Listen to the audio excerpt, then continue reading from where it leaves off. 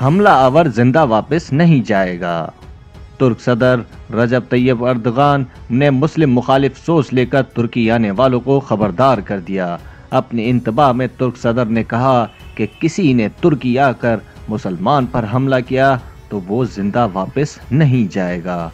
उन्होंने मजीद कहा कि 1916 में भी तुर्की पर हमला आवर इत्तेहादी नाकाम हुए थे। किसी ने तुर्क आकर कोई हमला किया तो तारीख खुद को दोहराएगी।